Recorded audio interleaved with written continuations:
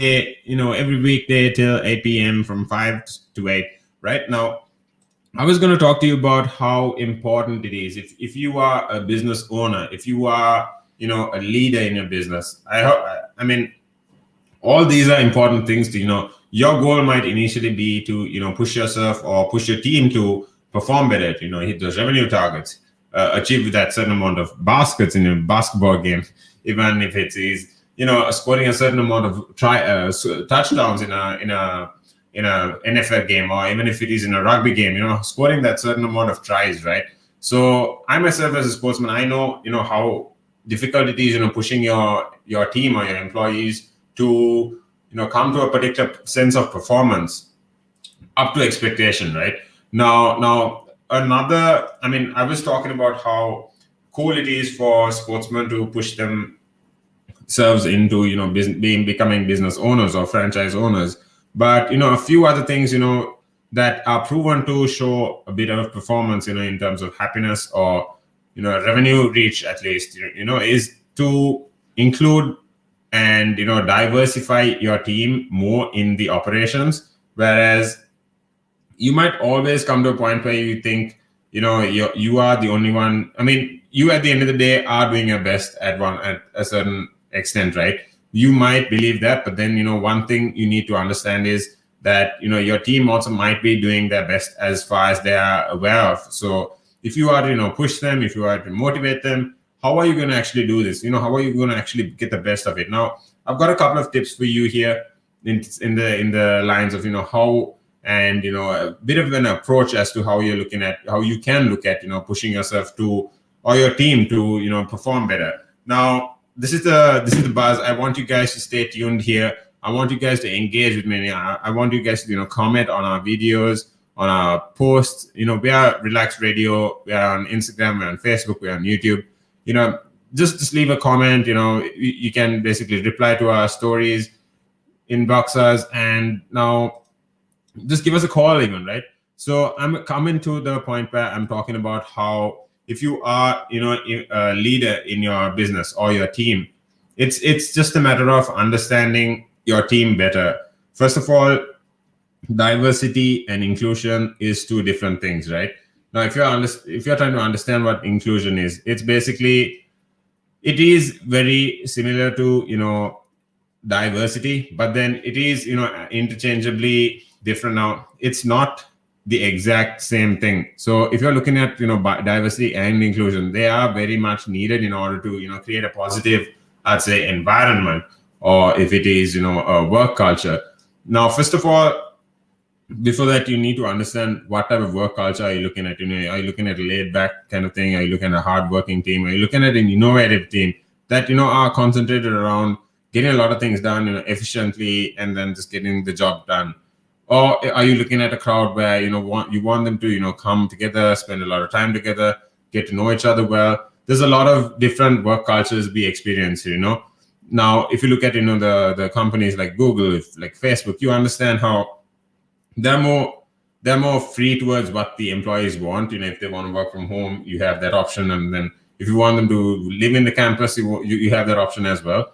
So what am I getting to? I'm getting to the point where you have to understand that, first of all, if I talk stats, you need to understand that your employees or your workforce is happy with what they're doing, right? So 19% of high innovation revenues are said to be under a more diverse employee strength.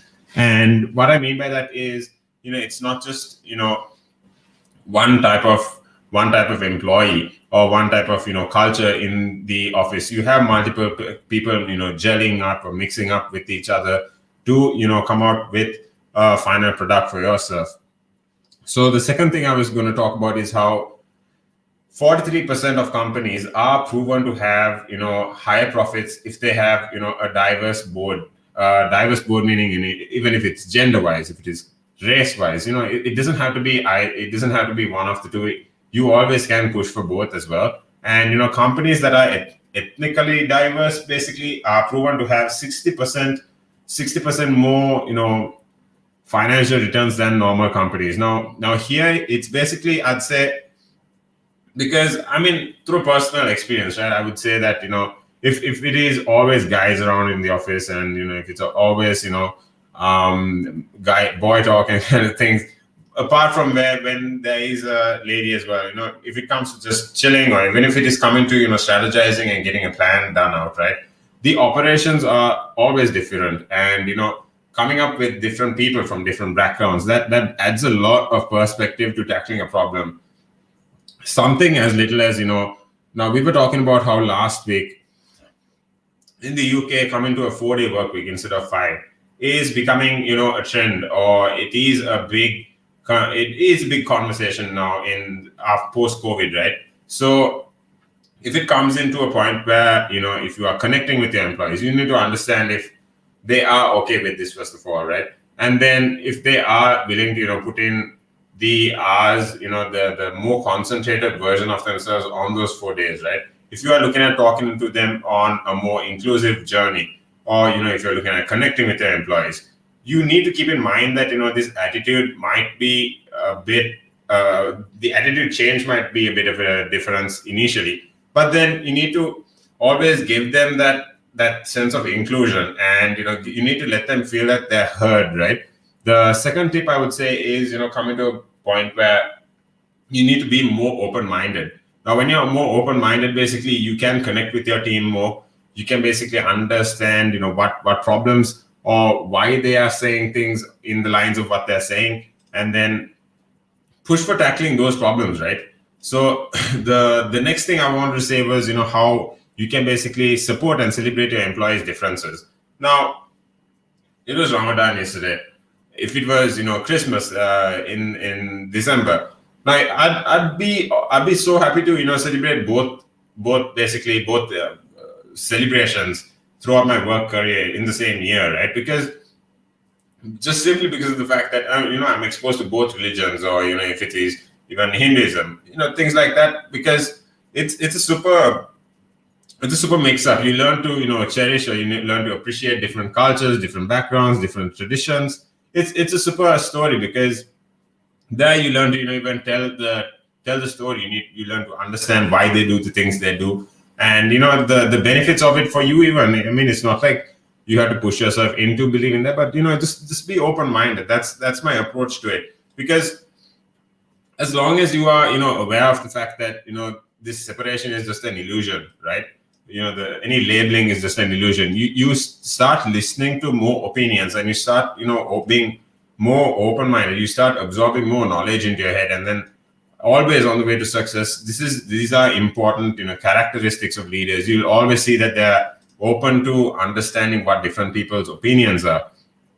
So the third thing I would say is supporting and celebrating your employees' differences. I would say create a shared calendar, right? Even if it is having celebrations, if it is having prayer times, if it is pushing your team on a cultural diversity, inclusion. These are super things, because at the end of the day, everyone feels valued. Everyone feels part of a big solution that is coming out at the end of the year, or at the end of the financial year, and everyone feels like they are appreciated at the end of the day, right? So the next thing I'd say is rethink your meetings. I always say I follow Jeff Bezos' quote when I say this, but if you have if you can't feed a team with 2 pizzas, that team is too big. That's one. The second thing is understanding that you need to have a structure to your meetings. When you have a structure to your meetings, you understand that you have a particular set of conversations to cover. The second thing is, you need when you have the plan for the meeting, that is done. The second thing is you need to praise your employees. You need to appreciate them for coming. Just like such, you might not see the appreciation in return, but they will appreciate you in return as well. Because I mean, people say, even if it comes to a subject, people don't start hating mathematics or science because of the subject. It's because of the teacher, right? So, like such, you need to be the person that appreciates them. You need to be the person that, works with them. And, we are coming into the 21st century. We need to be as open-minded as we can, if it is coming into their, religions, if it is coming into their sexual beliefs, or, their I mean, obviously it has to be at a respectful level, but you need to appreciate and respect people for who they are as well. I mean, at the end of the day, the job needs to get done, and then you need to make sure that there are resource groups. So when you talk about resource groups, if it is coming to tackling a problem, right, you can basically, if you are concerned about your colleagues. Now, if I was an employee, I'd be honestly a little more concerned about what another employee might think of, what one of my suggestions will be. So what I'm going to do is, a super trick that some companies do is the conversation around an anonymous, questionnaire. Now, if you have a problem, you can basically tackle this by getting them to, write something down or send a mail via anonymous thread, and basically come up with the solutions around each other as well. So this way, people are more open-minded. You don't really necessarily attack people. Now, I'm only talking about the positives from this, because this is what is important, right? And then coming to the point where you make sure that everyone feels safe or appreciated. Because at the end of the day, if they are not a fan of, if you are as a leader are not a fan of, diversity or inclusion, you are not going to really push yourself or your team. I mean, they are going to feel restricted in a certain way, right? So if someone comes up to you with a complaint on this manner, you need to make sure that everyone is addressed on, how the solution was, met, and that it should be fair. And, there is no harm in making mistakes. I mean, the harm is if you learn that you made a mistake and choose to ignore it, right?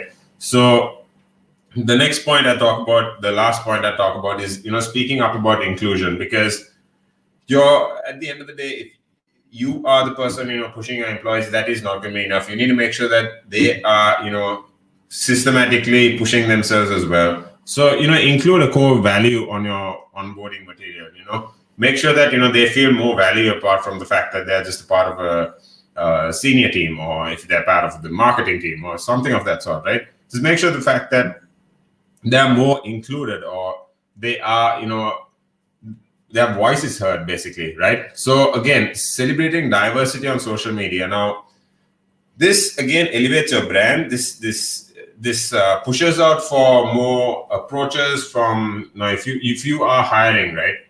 Your brand identity is as important as, you, for instance. Now, if you believe in diversity, people are going to know you or your brand on social media today. This is the 21st century, before they know you. So if they see you, celebrating different times of the year, different religious celebrations, this is going to give them a sense of, telling them, you're basically telling them, your future employees, that you are open-minded, that you celebrate other people's, celebrations, and you are very, up to date on what is going on.